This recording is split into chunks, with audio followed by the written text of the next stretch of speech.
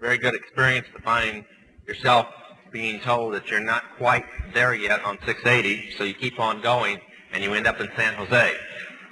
And then you turn around and try to rush back.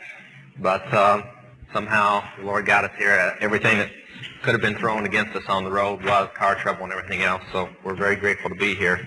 I kept saying over and over as I prayed going down the road that this had to be something tonight, some type of fantastic meeting, because usually when we're this well fought getting to a place, something's going to take place.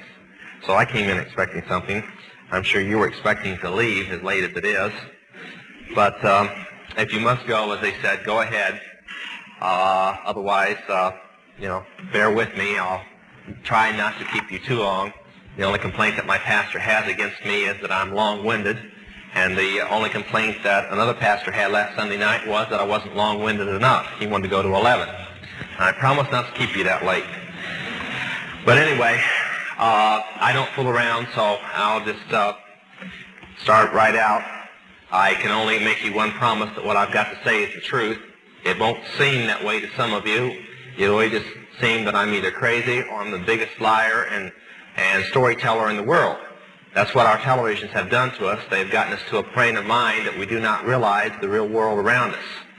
When I talk in many youth rallies, many of the Christian schools, I start right out by tearing their television and rock idols down by personal experiences that I've had with them in the occult world. And then from there we try to build them up with real heroes, the number one being Jesus Christ. But I come from a family where I grew up having my own heroes. My number one hero was my great, somewhere way back there, grandfather named Francis Collins. Francis Collins owned the first ship that the Puritans landed in here. It just so happened that 50% of the people on board were also witchcraft people fleeing from Scotland. And they were called the Collinses. They were all his family, and that's how all witchcraft came to the United States. So when I grew up, I was being trained how great my family was, that it was the second most important family in the Illuminati in the occult world, and that someday I'd be very important and so on. So I had my own heroes. And television didn't help much. The reason I'm so down on television is I grew up around the television world, on the insides of it. When I was just a teenager, Hollywood paid for my way out to California so that I could bring a couple diaries that belonged to my family that I had inherited by will as the last male heir of the Collins family. If you wondered why that fits with Todd's, the Collins family changed their name about 100 years ago to Todd to cover up some of the things that they had done. But I'm sure some of you will remember the show Dark Shadows. That was the show that paid for me to come to Hollywood to bring the diaries. Many of the scripts were taken from actual incidences in the diaries. And, for instance, Barnabas Collins was based upon a man named Prince Williams Collins, a Revolutionary War hero.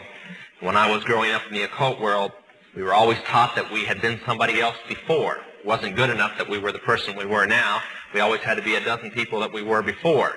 We had to deal with this life and all the ones we were supposed to have had before and all the ones we were going to have in the future. And I was supposed to be in Prince Williams Collins. So I said that's who they based Barnabas on, so I wasn't exactly the nicest guy in the world. I grew up this way. When I was 13, I was taken into what is called the outer court to be trained as a priest in witchcraft. That had been like your pastor who just stepped off, or better yet, more like the youth director or something.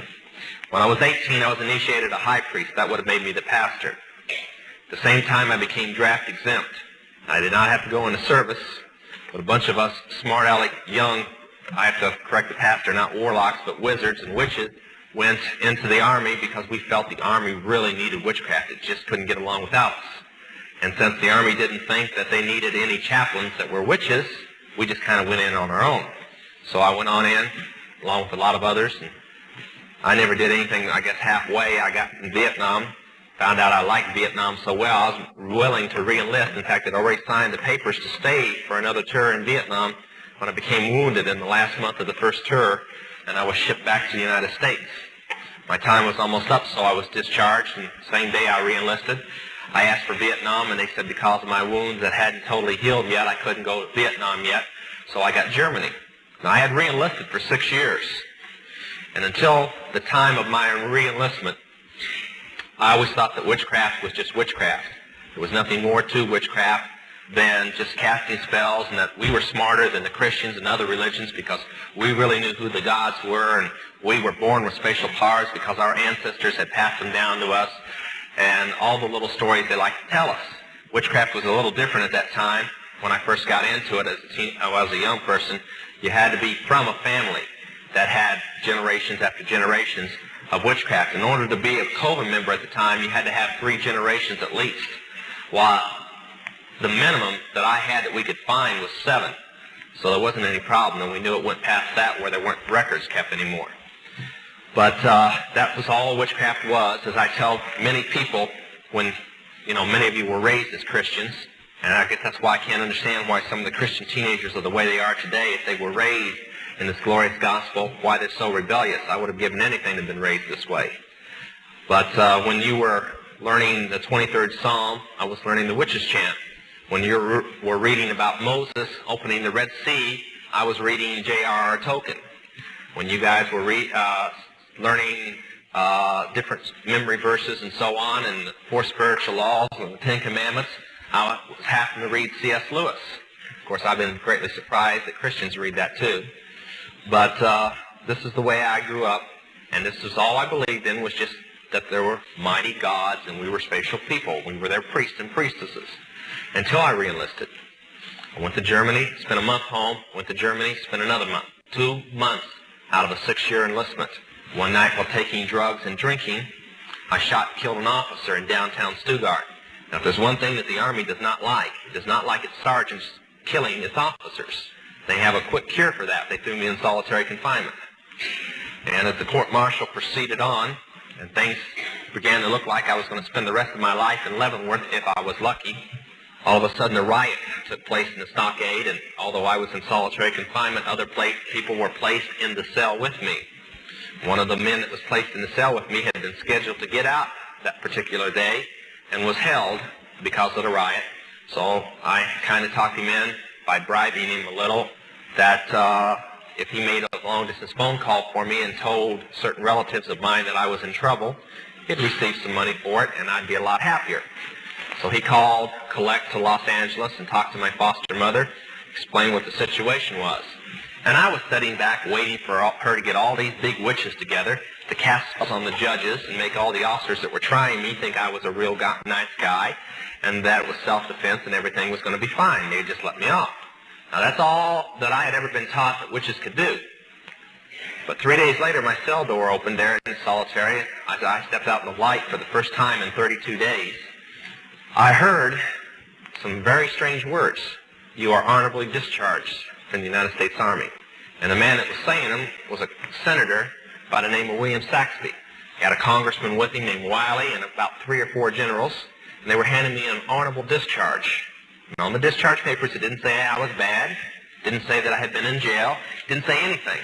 It gave me all my time and rank, security clearances that I had in my possession, and didn't explain why I still had over 5 years to go in the United States Army. It just discharged me honorably.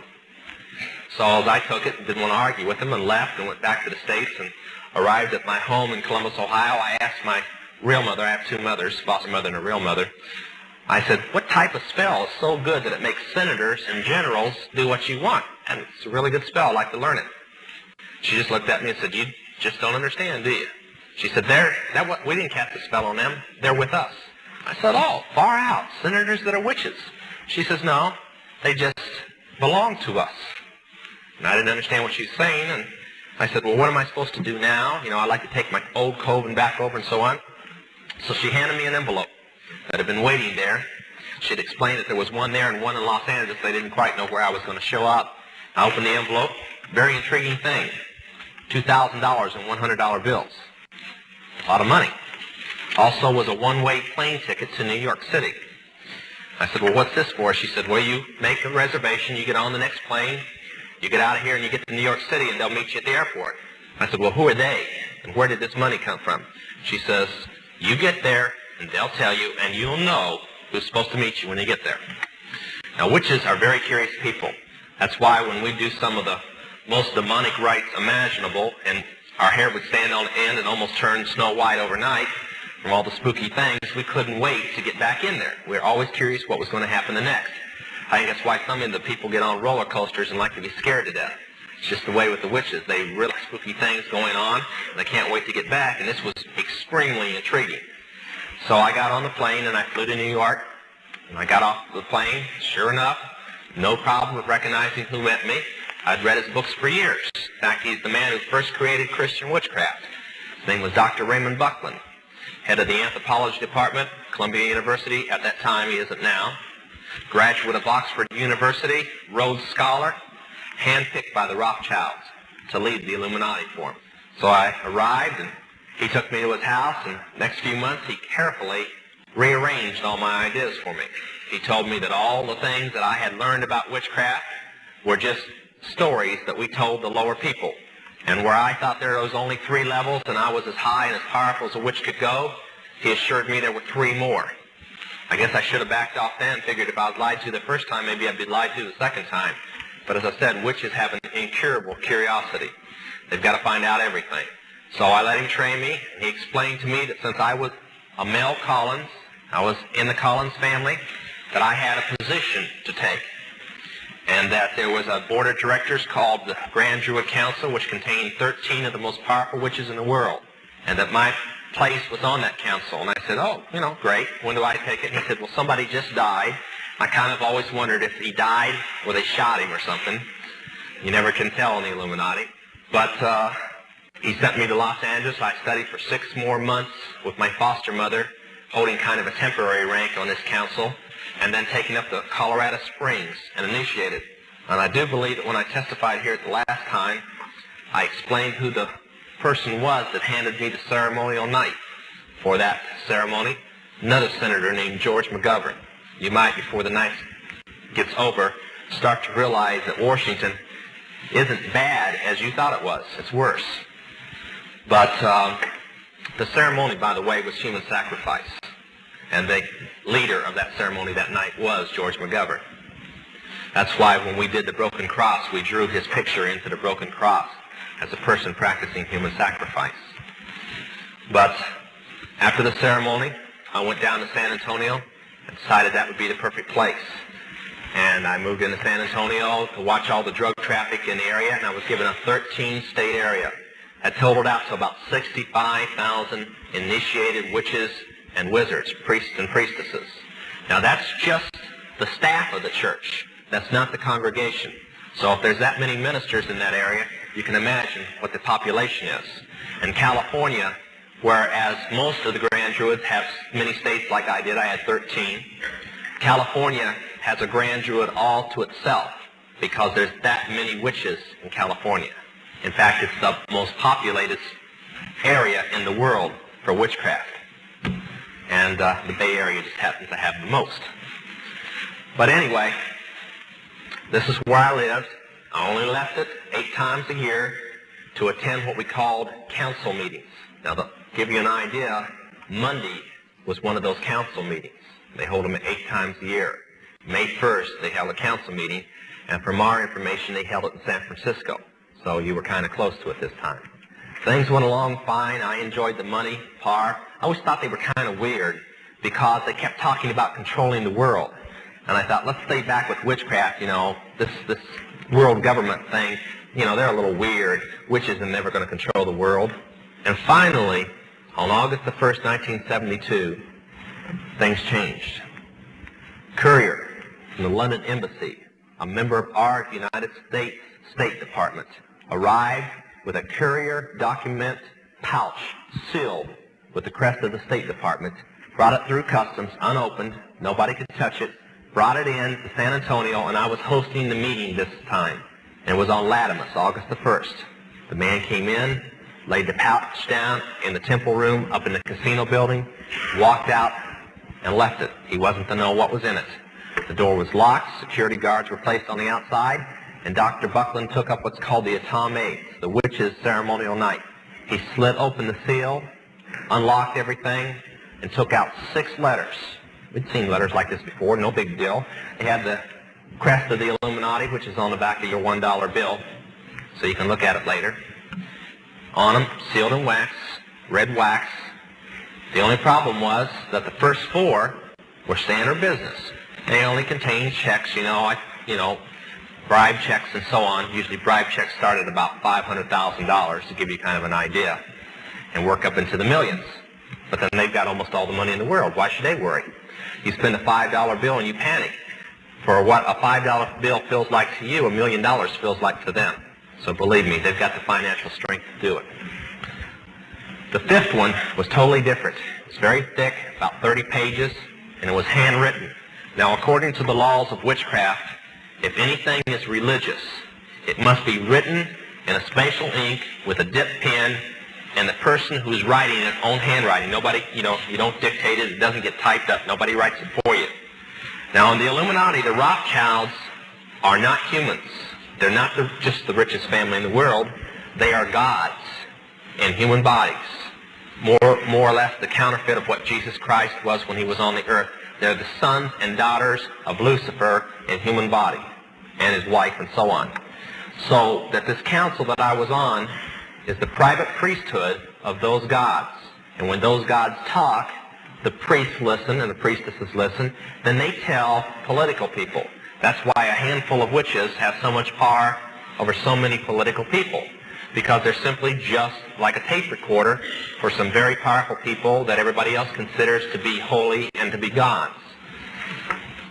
So we opened this one in Philip Rothschild's handwriting, and it would have been the same to, well, it was like, the gods sent their own private message. So we opened it up. Dr. Buckland started reading it. It's a chart. A friend of mine, Dr. Tom Berry, has placed that chart in a 30-page book, and we're proofing it now, and Dr. Stuart Crane is going to publish it, and we hope to have it in Christians' hands in about 3 months. It's a step-by-step plan beginning in 1973, at the first of the year, to the end of 1980, to take over the world by taking over the United States. Now, before you think that that's impossible, I've watched the news over the past 5.5 years, and they're not only on schedule, they're a year ahead of schedule.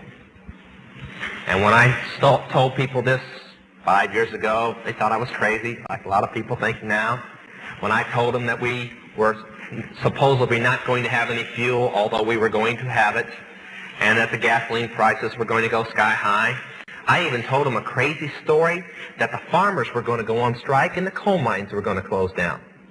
Now, I wonder where I could have gotten a crazy idea like that. And I was saying it 5 years ago. Only when I went on the East Coast this time, nobody was laughing because they were getting cut back on electricity and people were only working 20 hours a week because there wasn't any coal. So after reading this, I thought, these people are really crazy. Crazier and crazier. But I stopped laughing when I read the 6th letter. It was in Philip Rothschild's handwriting, too. Now, before I tell you what's in it, I want to say something. The Mormon doctrine and the witchcraft doctrine are almost identical in how the world began. According to the witches, Lucifer chose his son and his daughter, which were married, to come to the world and lead the rest of his little kids down here. Believe it or not, you're supposed to have landed in a flying saucer. And they landed here, and man was just more or less assuming their shape from apes, and they intermarried with man, and that's how, well, the original people were the witches that arrived, and their children became the witches, and the ones that they didn't marry with are the mortals. If you remember Bewitched, you remember the doctrine of witches and mortals. Now, that may seem a little crazy to you, but they firmly believe it. And that Adam, who had the ability to turn back into other lives again, like everybody else did not. Because when the evilness of man settled into the garden, and that's why the garden was bad, there's no original sin according to witches. And Lucifer had planned to come and live on this world along with his children, but he couldn't because of all the evilness of man. And when they say that, I almost feel like they want to write Christians sometimes, the way the doctrine goes. But Adam would come back to bring peace to the world and to unpollute it so his father could come back. Now that's their doctrine. And when the 6th letter said, we have found Adam to be in the world, and he is ready to make peace so that his father can return. I knew enough about revelations in the Christian Bible to say, hey, I'm in the wrong camp. And I asked a very stupid question at that moment. I said, isn't this in the Christian Bible? Now, witches teach that the Christian Bible is an absolute lie, created by the god of evil named Jesus. Okay? So when I asked that, I almost got lynched. Sometimes more or less like the Christians like to do when I'm 2 hours late. I got to get you to laugh somehow. So I said, well, you know, I'm just kidding. Don't worry about it. I was just joking, trying to lighten things up. They calmed down. I left, did some more drugs. Now, I was doing about $150 a day worth of crystal speed at the time. I weighed about 149 pounds, and after looking at some of my rock friends like David Crosby that's doing $200 a day worth of drugs now, I firmly believe that if the Lord hadn't saved me, I probably wouldn't have made it another year. At that time, from August the 1st on, for the next 30 days, I thought of nothing but how to get out. But even though I realized that the Christian Bible was telling the truth, it just never dawned on me because of the spirits inside me that if it was telling the truth in that, then salvation and Calvary were real also. So I went on trying to think of a dozen places I could go hide in this world and marking every one off that they'd find me any place I'd go, and deciding that since, you know, if I died, I'd just come back in another life, and that wouldn't be too good if they were running the world, so what was I going to do? Finally, God, Lord Jesus Christ, I want to say that because I come from a world that Lucifer has been God too. Finally, the Lord Jesus Christ started moving for this. The best way I know how to put it. I don't believe in accidents. I don't believe that my salvation or anybody else's salvation was an accident. I believe in God infinite. I believe that God sets in motion the things to bring you about. You still have the choice. But many of you who don't know him tonight, the Lord brought you here whether you know it or not. Much of you were probably brought here by praying friends and relatives. A man found his daughter, a pastor by the name of Smith, found his daughter, an initiated witch, shortly thereafter, he told me later, he said, I couldn't believe it. Here I was, I went to Baylor University, I was a minister in the Southern Baptist Church, and Baylor did everything but hit me over the head that there was no devil and no witches and no demons in this day and age, much like many fundamental Bible colleges I know today. He said, so I had to relearn all over again. Instead of taking man's idea, I took the Word of God. I found that Deuteronomy 18, 18, 19, and 20 gave a list of witchcraft in the occult world. And that Acts 16, 16, 17, 18, and 19 gave the power over witchcraft, what its power was, and how to handle its power and the power over it, which is the taking authority over the devil and the demons that are in witches. That's how they get their power. The stronger the witch, the more demons that they have allowed in. When they take a young person and they train them for witchcraft, they give them what lovingly, I guess, call it homework. They give them assignments that they're to do. And the assignments tear down every moral fiber and training that the person has. And just literally, they become a human chalice. They fill up with demons. As they do these things, they break down all the barriers holding the devil back. And when they're done, they have a very programmed, very brainwashed, and very powerful supernatural witch or wizard. So he prayed and he fasted. I heard Jack Howells the other day. I guess I never realized until I heard him how little Christians pray and fast. He's been around a long time and says he's only met a handful of praying and fasting Christians, and I can believe it anymore. But this minister prayed and he fasted. He said, God, let me cross Lance Collins' path. And that was my occult name. He prayed and he prayed, and finally he felt this is the time, and he got up one morning, Saturday morning, a few days before Labor Day in 1972, and he went downtown and he started going through the occult stores. Now, was never in the occult stores there much. And the one building that I lived in, there were 2 occult stores in that building, downtown San Antonio. One day, one of the managers that Saturday morning had an overdose of drugs, was critical and couldn't make it in, and I had to go unlock the place for the sales girl to come in. And I just unlocked, got all the cash fixed up and everything, was getting ready to leave, hadn't been there more than about 5 minutes, and his pastor came in. Now, I knew he was a Baptist the moment he walked through the door. He carried a big black Bible. You have to be in southern Texas to understand. They don't go any place without a big black Thompson or something like that. You carry Schofields up here, they carry Thompsons down there. As one pastor says, I like a rapid-fire Bible. But he came in, and I remember telling Linda, the girl that was with me, oh boy, here comes trouble. He walked up and he said, I'm looking for Lance Collins, and kind of braced myself, and I said, I'm Lance Collins, can I help you? And he said, well, I want to tell you about the love of Jesus. I said, I don't want to hear it. I don't want to hear it. You take your Christian garbage and you go somewhere else. I remember the words very distinct. So he started preaching anyway. They figured he was there. He just dug his heels in and opened up. Well, I gave him about 2 sentences, and the spirits in me took over, and they started cussing. He just kept on preaching. So I started reciting chants, demonic chants, out to block what he was doing. Usually it got Christians scared, and they ran off. He didn't budge. He stopped, and he said, well, I see, Ephesians 6:12. I'm not warring against Lance Collins. I'm warring against the demons inside him. So, since they want to talk to me, I order them to be silent in the name of Jesus. And he just started in a very powerful prayer, pleading the blood of Jesus Christ, and finally ending with this. He says, I order, in the name of Jesus, the devil to stop giving you any power of witchcraft, and to stop giving you any of his benefits, and took one look at me and saw that I was on drugs and said, and stop giving you drugs. Now, parents, listen to me. If your kids are on drugs and you've got a problem, stop preaching to them. Just order the demon inside them and the devil to stop supplying them the drugs. You'd be surprised, we've done it, how fast the pushers and dealers they're getting their drugs from get busted all of a sudden. Try it. It works. And when he was done, he says, now I'm going to pray and fast for you, Lance, until you get saved. And I don't know why I said it. I just said, you're crazy. Get out of here. Don't do that. Don't do that. I remember I've told dozens of witches, I'm going to pray and fast till you get saved. Don't do that. One thing a demon does not like is prayer and fasting. He turned around. He walked off. One thing that had intrigued me, I kept trying to convince myself that I had shut up to listen to him because he was so weird. But what it was simply he had taken authority over the demons, and I had shut up, and I had heard the whole thing. I went on upstairs, very shaken and not knowing why, very sick and not knowing why. I'd never felt like this in my life. I'd never come up against a Christian like this. Usually I said, I'm a witch, and they couldn't wait to find the nearest bomb shelter or crawl under the bed or get the straitjacket out. Well, something about my eyes back then, they never questioned when I said I was a witch. They just took off running.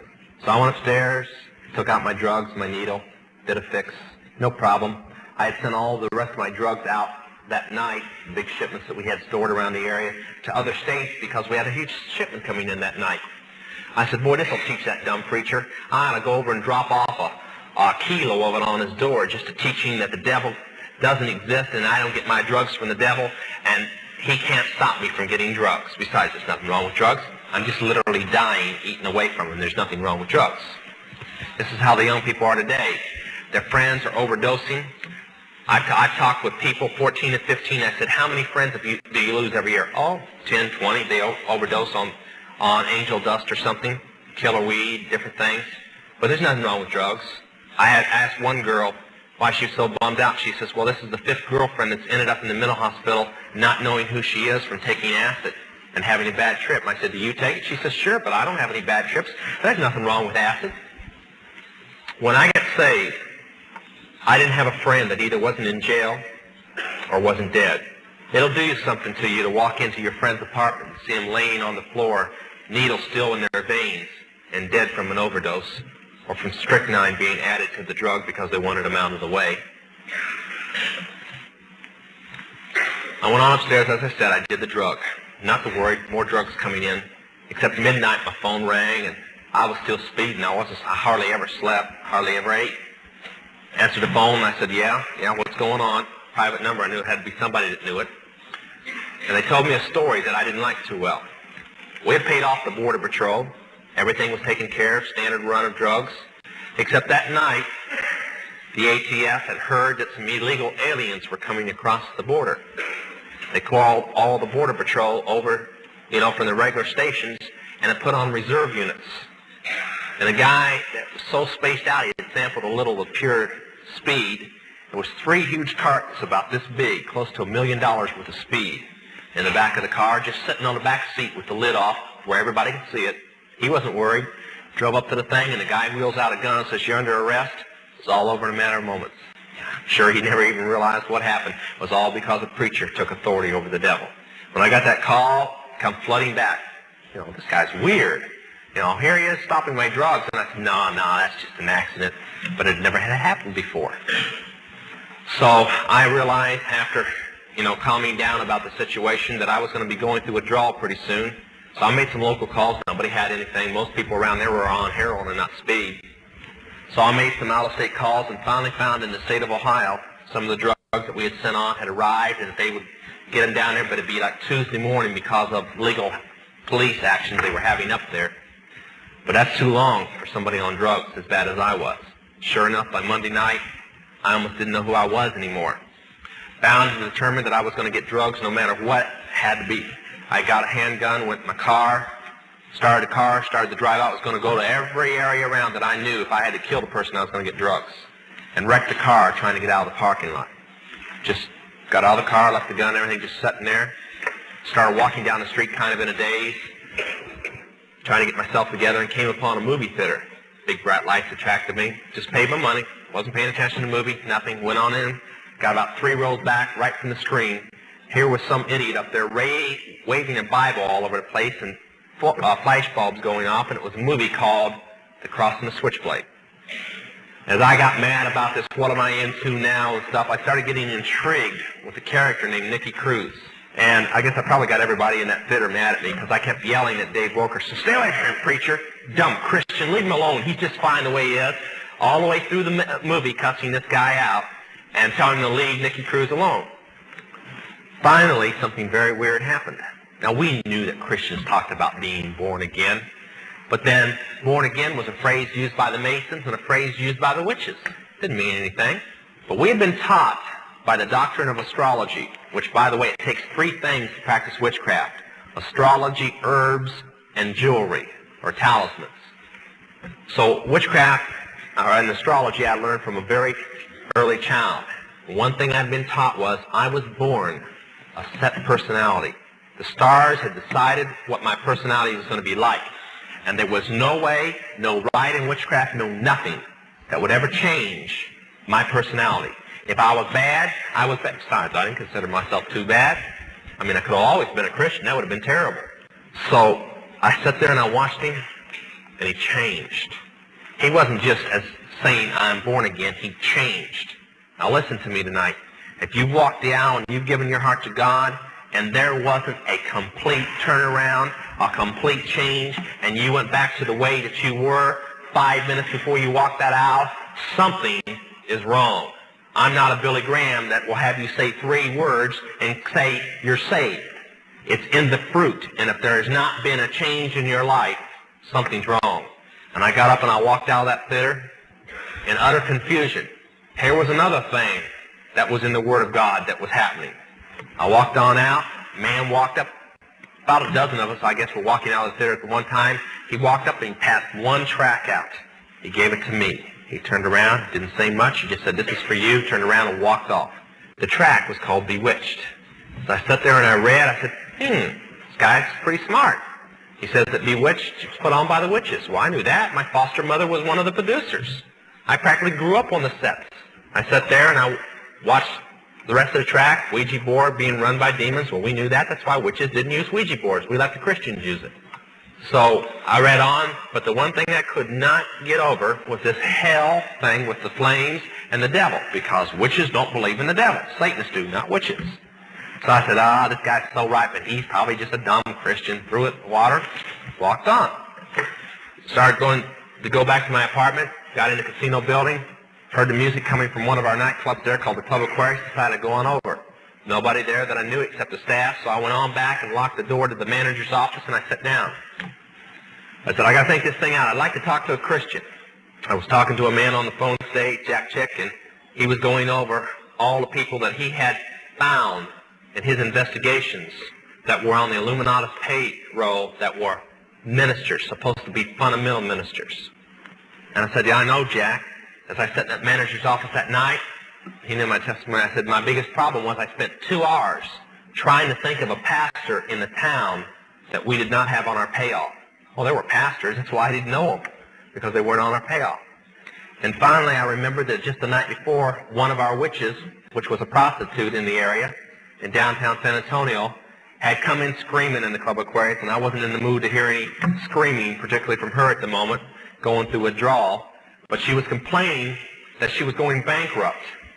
And what the problem was her area was over by the Greyhound bus station, and she'd be over there prostituting, and some idiots from a Christian coffee house would come over and preach to the guys, and she would proposition them.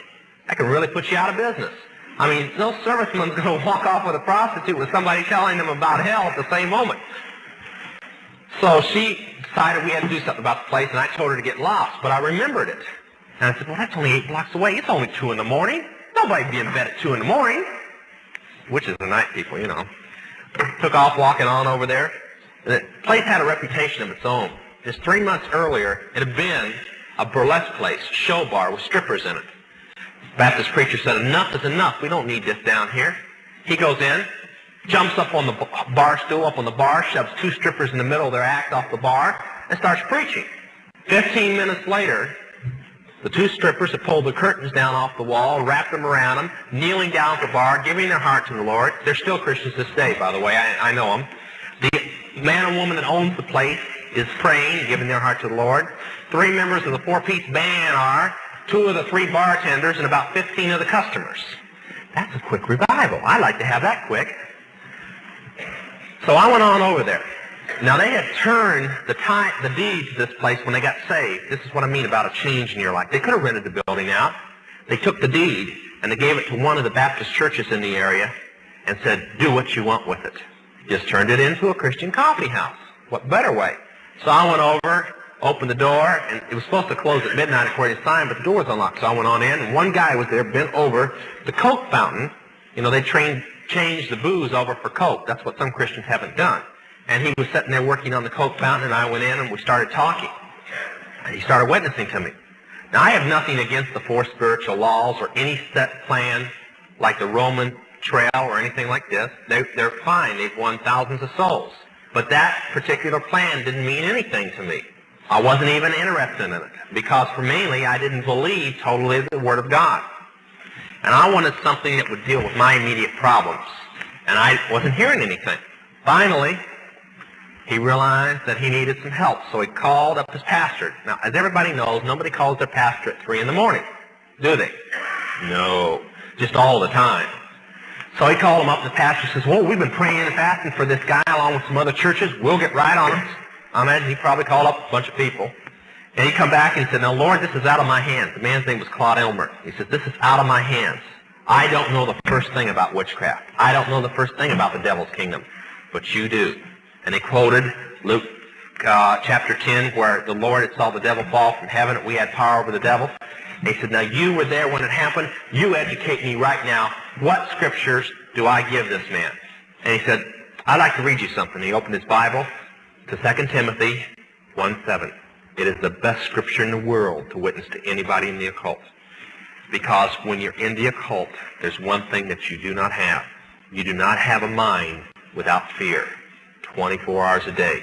You live in a nightmare world, and you try to convince yourself by brainwashing yourself that you're not unhappy. And he sat there and he said, God can remake your mind and take away the fear. And when he said, take away the fear, I said, let's get with this thing right now. And he started praying with me, and he led me in a prayer of salvation. And I remember when I closed, I said, Lord, I want your forgiveness. I want to miss hell. I believe in it now. But I want you to take this fear out of my life. And I was sitting there shaking, scared to death somebody's going to walk through the door anytime and see me in this place and report me. I said, Lord, take the fear away. And when I got up out of there, I didn't have any fear. In fact, I walked back, went right on in my apartment, sat down, took a Bible with me. And when I went down the next day, I was reading the Bible walking into the occult store. The fear was so far gone, I almost got myself killed. When God does it, he does it right. And we've been trying to minister to people in the occult for a long time. We've really been spinning our wheels for 5.5 years. We've gotten about 500 people saved. About 50 of them have been killed. When I was here last, we've been in prayer for 2 weeks about a new idea that we felt would work. And that was a retreat for the occult to go to. This Monday, on their New Year's Day, couldn't have been arranged better. We didn't do it on purpose, but it was perfect. While their grand jurors were meeting, our rehab center opened. First candidate is already in it. Right now, coming from Maryland, is a girl that's the second most powerful person that had ever left the Illuminati. Philip Rothschild's own girlfriend, teenage girlfriend, left of the occult from the 11th richest family. Found out about the house going to be opened before our plan to release the news through Chick publication tracts and the phone numbers to go with it ever came out. They're not even off the press yet, and the occult world already knows and is calling hotline numbers that aren't even published yet. They somehow found the numbers. Another girl was saved 2 days ago. I don't even know who she is. I'm holding my breath because she knows me. Jack Chick got a call today. So the girl walked into a Christian bookstore and says, I hear John Todd's still alive. The guy said, yes. He's been alive for 5.5 years? And he said, yes. Well, if he can be alive for 5.5 years, I can be alive for 5.5 years. I want to become a Christian and get out. Now that is sweeping. That type of news is sweeping. You may not understand what that means. But if you were in East Berlin trying to get to West Berlin and there was a wall of death between you, you'd know what it means.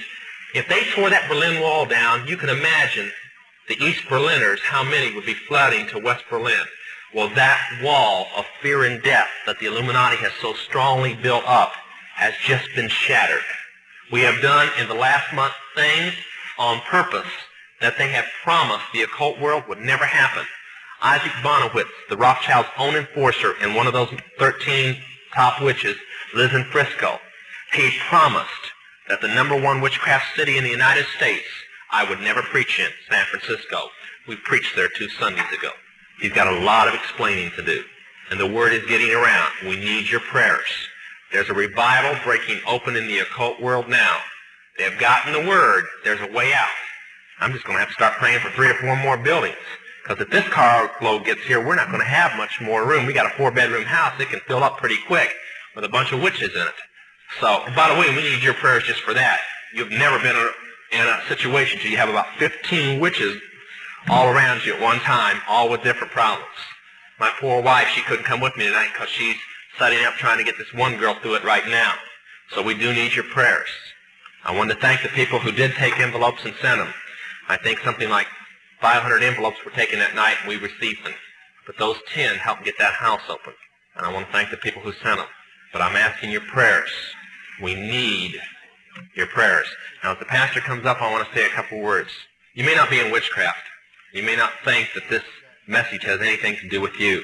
But you're missing the whole point. I was in a world where it was impossible to become a Christian, and Jesus made me one. I was by one of the girls that I used to live with when I was in the occult world. Recently, she was at a very important witchcraft meeting that we happened to find out about, and I pulled into the parking lot for a few minutes to see who was there. And she walked by the car and had a couple Christian brothers with me. She looked in the car and just smiled and kept on walking, never recognized me. That's the difference between the way I am now and the way I was then. When the Lord changes you, He totally changes you. Now, we give our testimony for several reasons, to show that no matter what, whether you were raised a Christian and you know all your life, or you were raised in the worst frame of life, it's still the same miracle. God still saves you just the same. Sometimes I think it's harder to get the PKs and the Christian kids saved than it is the witches. But at the same time, we try to flag you down from going the same direction we went, with drugs. You'll never know the feeling to lose so many friends that should be with you today and so many loved ones because of drugs that we kept convincing ourselves was all right. This isn't some preacher getting up here and telling you that's never been in it. I wished I had a half hour to talk about the worst thing that the occult world ever planned out and carried out. That's called rock music. But I'm going to say 2 quick things. Parents, the rock music does not belong to you, your kids. If your kids are in your home, it belongs to you and you're answerable for it. And if you want to believe they're garbage, that it's all right, and you want to forget things like Kiss saying that their real name is Kings in Satanic Service, and that rock music is actually satanic spells being cast and being planned by the Satanist church, and that's a direct quote, then you go right on ahead. Right now, one of the Manson family girls is in trial, and she said the #1 thing that the occult world used to brainwash them was Beatle music and rock music. If you want to leave it in your home, I won't go into details why you can't, but if you want to leave it in your home and all the demons that it attracts, fine. If you want your kids to buffalo you, that it's all right. But I recommend you go home today, get a cardboard box, and break the records and burn those covers and get it out of your home. And you'd be surprised at how fast your kids come around after they finish throwing their 2-year-old tantrum. But I wish that I had the time more on rock music, but believe me, it is the work carefully planned out in the occult world. We spent $8 million to produce Jesus rock music and paid the man who started it, named Chuck Smith, just because Christians were destroying rock music and we were afraid that it would be banned from the Christian church. So we carefully put it in the form of Christian rock music. So if they would spend $8 million to keep rock music in your hands, then the hardcore rock must be even worse. And it is. I'm going to... Okay, Pastor. I don't mind. I drove all day so I could say these things. I was the manager of Zodiac Productions, which Zodiac Productions' name's been changed since then. I'm not even sure what they call it now, but it's the largest music conglomerate in the world. It owns RCA Records, Columbia Records, Motown Records, owns almost all the concert booking agencies in the United States. And that's not even the name of the company that owns it. The name of the company that owns it is Brenner Enterprises, and Brenner Enterprises is owned by Chase Manhattan.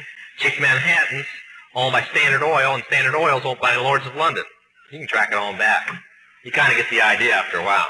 But I was the managing president of Zodiac Productions. It's one of my jobs as being one of these 13 people. Thus, I got to know many of the people who produce music and sing the music and play the music that you play. Recently, one of the top people in rock music from the group, can't think of the name of the group now, it's one of the top rock groups still in existence that's been around a long time, was just saved.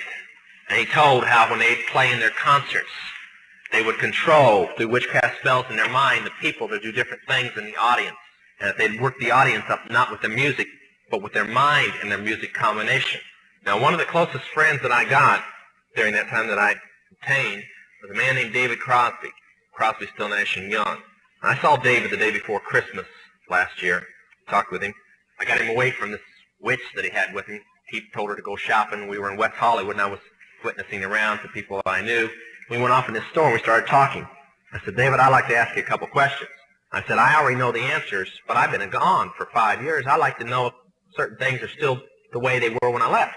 I said, now I'll have to explain some of this when I'm done, because you're not going to understand it all unless you know something about music. I said, do they still take the master to the temple room? Dave said, yeah. I said, do they still have the coven conjure demons into the master? He said, of course. I said, now, I got to know something. What's the main reason for rock music? He said, come on, Lance, you know what the reason is. I said, please, David, I don't want to guess.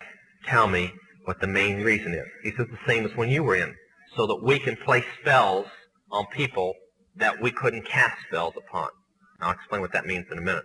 I said, okay, one last thing. I've been hearing that you must be an initiated witch now to get a record contract. He said, that's right. He says, many of us that weren't total witches have to be witches now in order to produce music. I said, thank you. The master is a tape about as big as the top of this podium that looks like an overgrown 8-track that the album is cut on and is placed in a machine that produces and presses the records and the 8-tracks and cassettes that you buy. After it's been recorded, it's taken in. This is why a master is cut months in advance before it's released. On the full moon, it's taken in to a temple room about the size of this auditorium that is in every one of the major music companies, behind locked doors up in the executive offices. And it's placed on an altar sitting in the north of the room and a pentagram engraved in the floor. And 13 hand-chosen witches and wizards and a coven come in and conjure a principality or a power up, usually Regia or something like that, and order him to tell the demons under him to follow every record and every tape coming off of that master.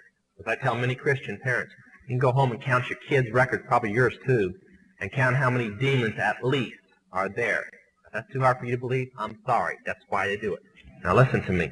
This is why rock music's addicting. Have you ever seen kids that got rid of their music? They go around like this. They can't wait to find a rock station somewhere, and they sneak off just like getting a cigarette or a fix, because it's addicting. That's why they can't give it up. The rest of the conversation was this. You can't cast a spell on a Christian, but you can get a Christian to cast a spell on themselves. If you give the permission for the spell to work, being a Christian won't block it. And rock music is not just a song. It is supernatural music, that which is carefully designed by their spirit guides or familiar spirits in the form of spells. Now, although the devil's music's power is the music and God's music is the words, much of the songs are written in what we call witch language.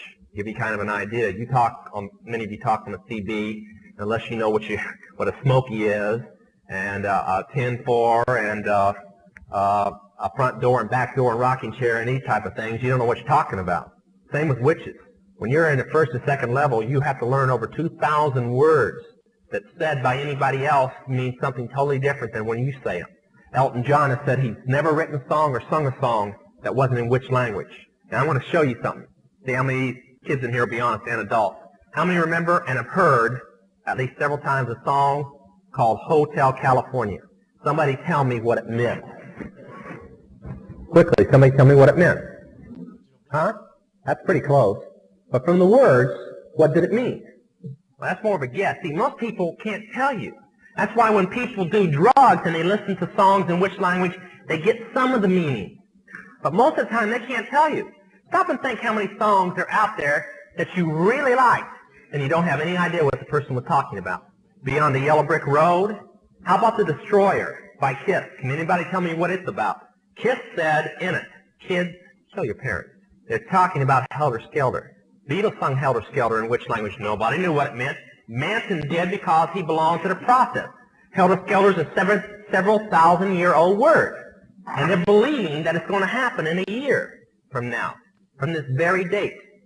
Most of the music is either about Helter Skelter or a place called the Night Winds, which is what Hotel California is about, and different doctrines of witchcraft. You listen to them, your parents let you listen to them, and they have no idea. Kiss openly bragged how they were gaining control of people through their music because the people played their music. They told how they didn't form their own group. Their church, because they were ordained ministers of the Satanist church, placed them together. And that's how most of the music is done. David Crosby, when him and Crosby, Still, Nash and Young produced the record Two-Way Street, they ordered the Principality of Medici to order Demons of Rebellion to go into the record, and everybody that heard it would be rebellious against law and order and government. And it was one of the reasons for the great upheaval in the 60s was that one album, and they take open credit for it. I can go on all night, but that's mainly it. Parents, get this stuff in and destroy it now. I guarantee you, your kids will straighten up. They may pout for a while, but they'll straighten up. Okay? Sorry it's so late. All right. We've had live action here. We're a bunch of night owls now. This ain't nothing. How many of you believe he knows what he's talking about when he talks about rock music? Huh? Not enough of the kids, I'm sorry to say. Yeah. Well, I sincerely believe he knows exactly what he's talking about there. And I hope you'll listen to him. I hope you'll hear where he's coming from. And if you continue listening to that junk, where you're going. We just cannot tolerate it as Christian people in our homes. You can't stop it from being played and sold and all that, but we can't tolerate it. You mentioned a time or two the Illuminati. Could you, in just a few words, summarize what you understand the Illuminati is? Okay. Many people call it the Great Conspiracy, which is kind of true, but actually the Illuminati is about 1,000 conspiracies all running at one time. Therefore, a lot of them backfired. But it was formed about 100 years before its original birth date. The birth date is May 1st, 1776, witches always start everything on May 1st. That's why even the communist birthday is on May 1st. That's their New Year's Day. But it means the holders of the light, or the light bearers. Now, witches have another name for it, too. Since it is a death penalty to use the name the Illuminati, you must say Mariah, which means the conquering, destroying wind.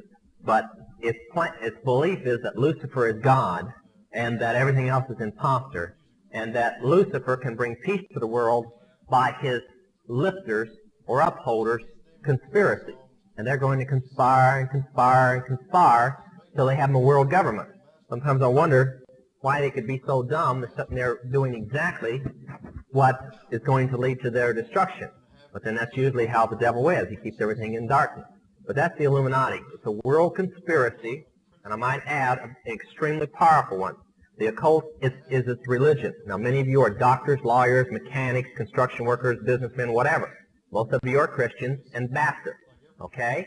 But he's your minister, or at least if you're from this church. And the Illuminati, they all have jobs. But the witches are their ministers. but they're all Luciferians. The witches are the ministers, and they're the church members, and the religion is Luciferianism.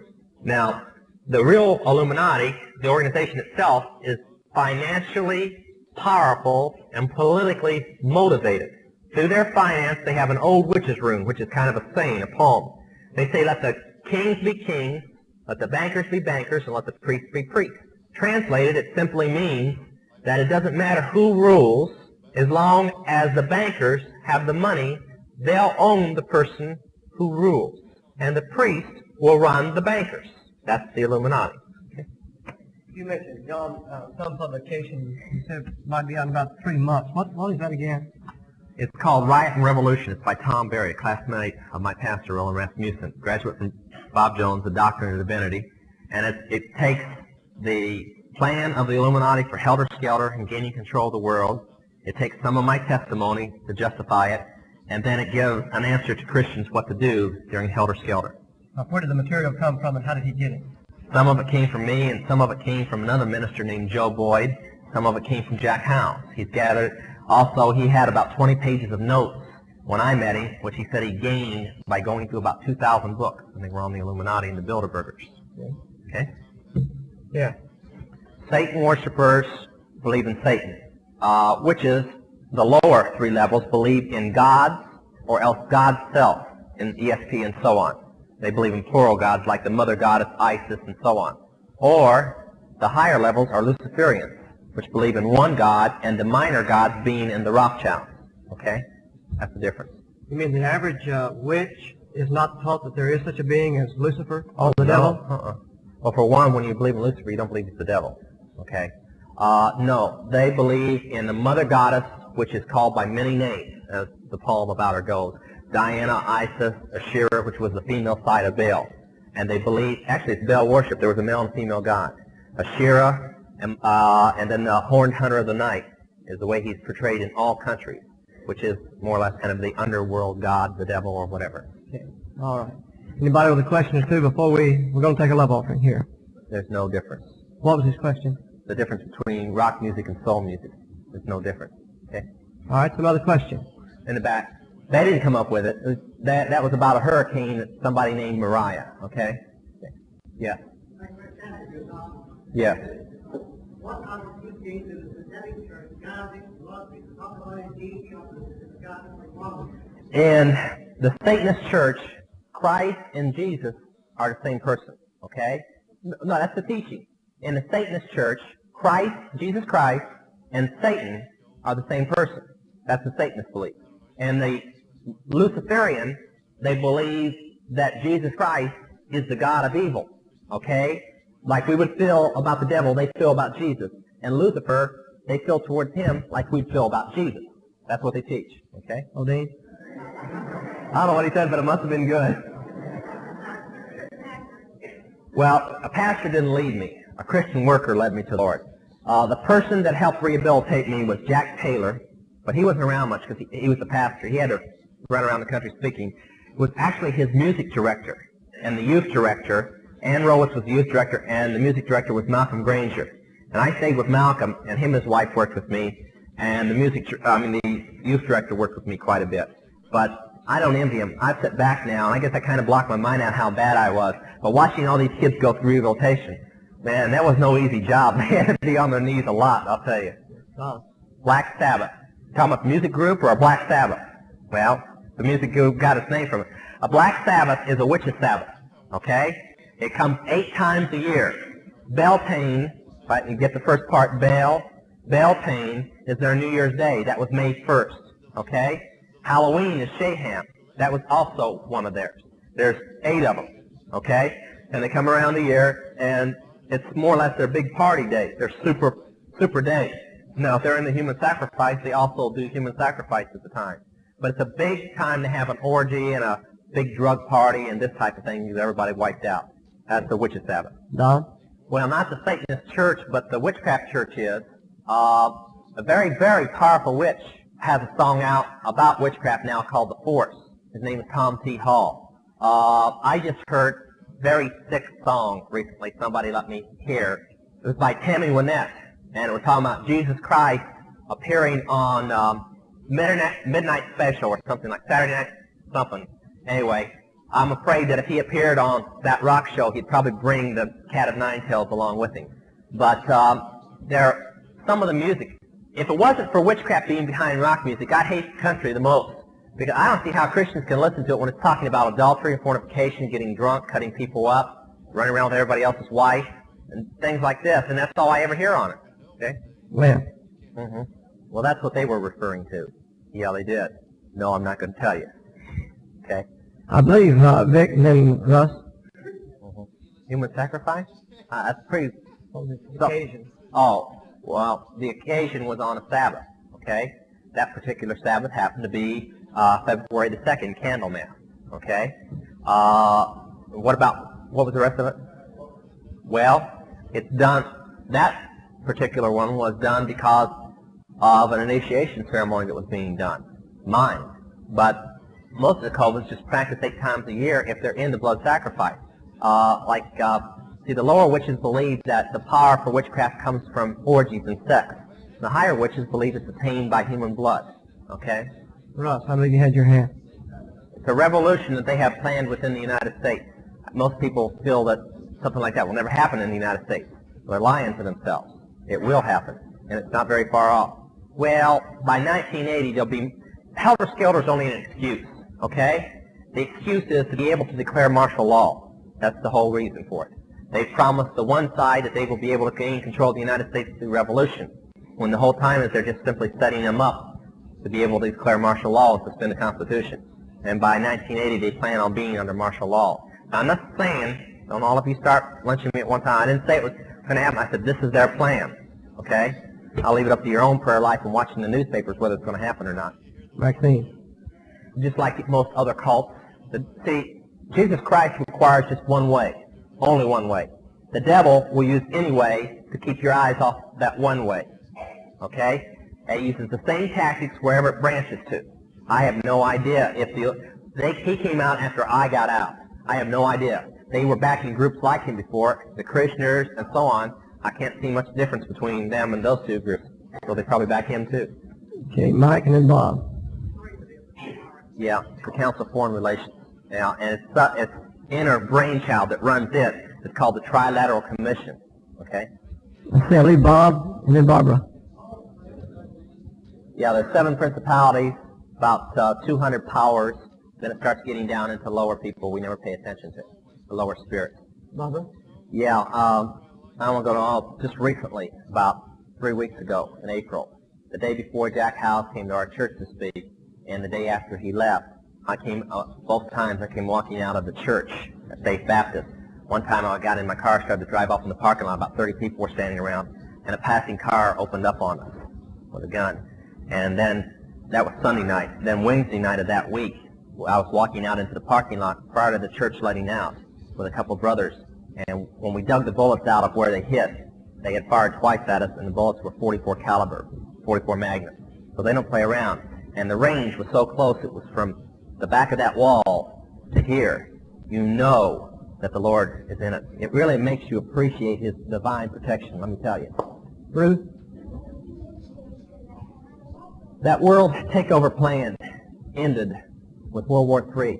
But one of the teachings is that when Lucifer sets up his kingdom, okay, that through World War III, most of the civilized world as it exists now will be in rubble.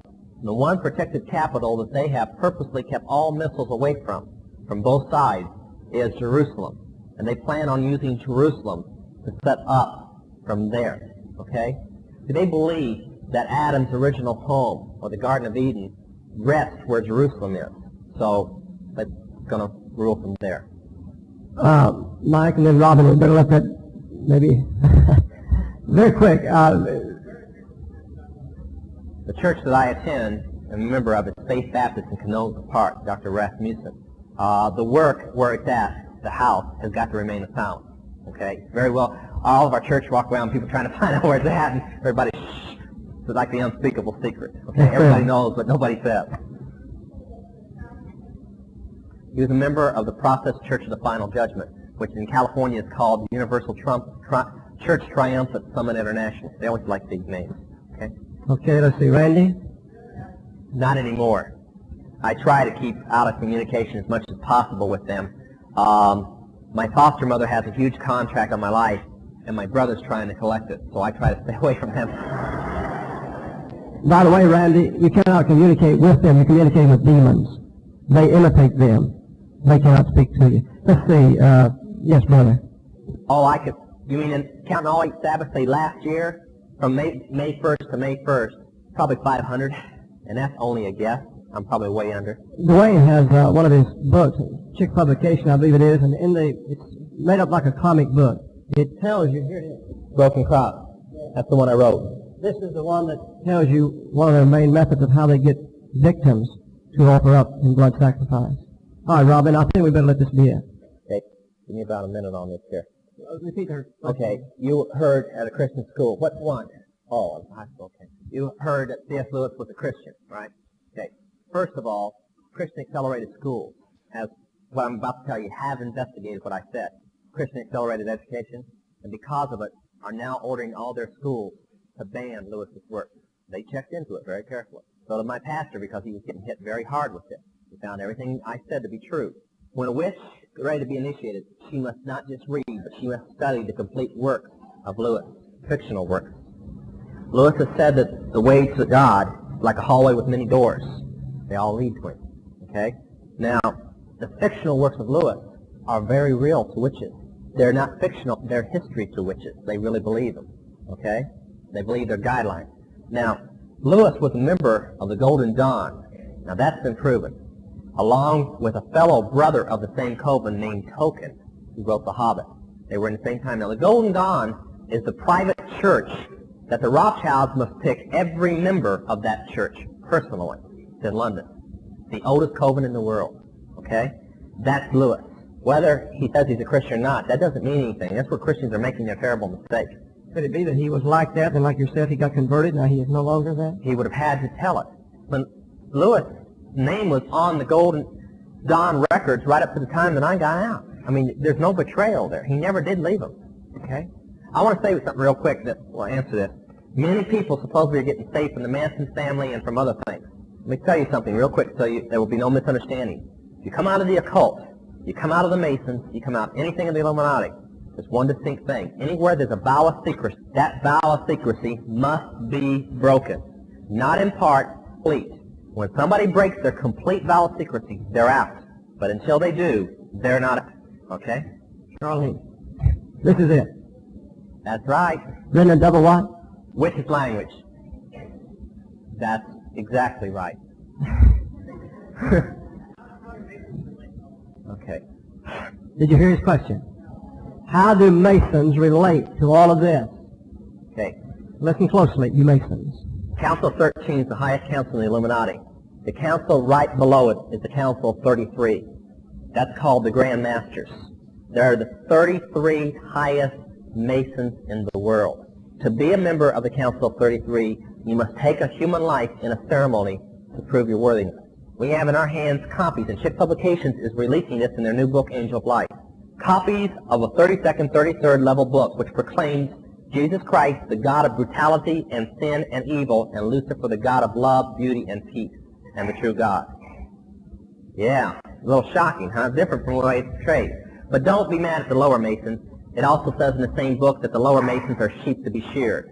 Now, many Masons are getting saved through our message, lower and higher, because they recognize when I didn't tonight, gave my initiation to become a witch, and my vow of secrecy is the same as theirs, all the way through, the same, no different. Now, Masons were started by the Illuminati. It's all through our history that they're tied with the Illuminati. Their rites are witchcraft rites, when witchcraft had to go underground. We've had people come in and tear up their membership cards and get right with the Lord, mainly because, if you didn't know this, Charles Finney was a Mason, and when he got saved, he said, I can't be a Mason and be a Christian. It is impossible, because the vows I must take are non-Christian vows. Okay? People are getting saved right and left, and they all have one thing to say.